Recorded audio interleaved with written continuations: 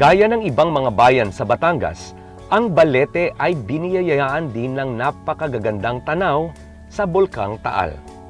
Dahil dito, madalas dayuhin ng mga turista ang lugar.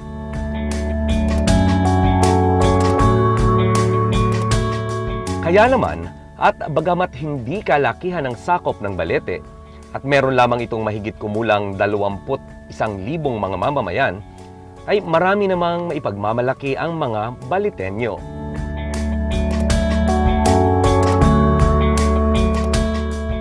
Kaya naman inaanyayahan namin kayo, samahan kami at tuklasin ang Balete, Batangas.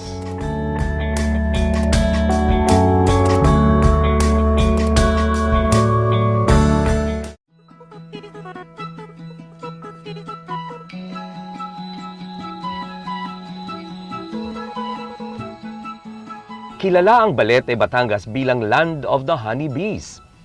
Ito ay dahil na rin sa malaganap na pag-aalaga ng mga pulot-pukyutan dito sa lugar.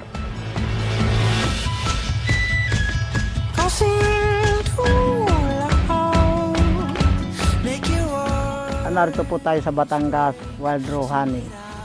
30 years na po kami nag-aalaga ng honeybee dito po sa bayan ng Balete. 300 box colony po alaga namin.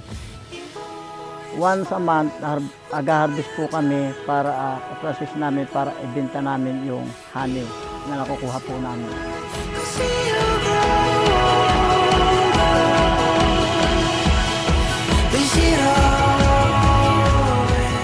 Dahil na rin sa mga alagang pulot-pukyutan, kilalang produkto ng Balete ang kanilang pure wild honey.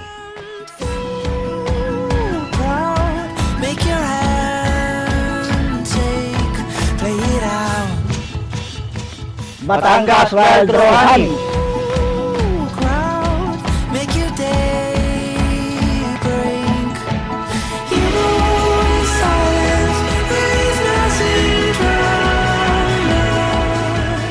Tunay na bang biniyayaan ni ilang kalikasan ang Batangas Province?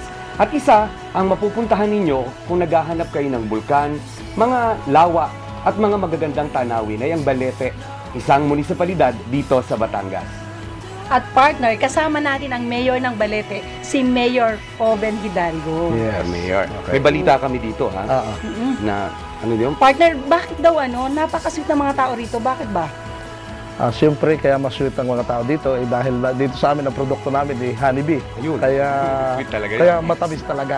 Pulot-pukyutan. Pulot-pukyutan. Bakit palagay niyo po ang lugar ninyo ay naging sentro ng honeybee production ng bansa?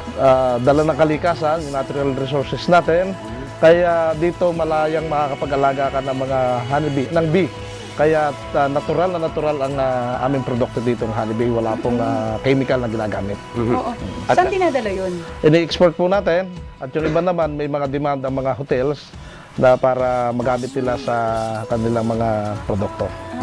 Ang Balete po ay isang fourth-class municipality. Yes. At ang main product nito talaga ay may kinalaman sa bees. Yes, ang isa sa mga produkto natin dito yung honeybee. Pangalawa, agriculture, 60% dito ay agriculture. 10% po ng kabuhayan dito sa amin ay OFW and the rest, 30%, ay doon sa pangingisda sa lawa ng Taal.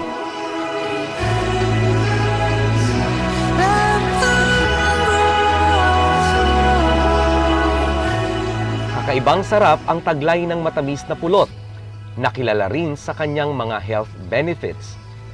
Pero bukod dito, ay marami pang ibang masasarap na delicacies ang ipinagmamalaki ng Balete, tulad siyempre ng sikat na isdang tawilis.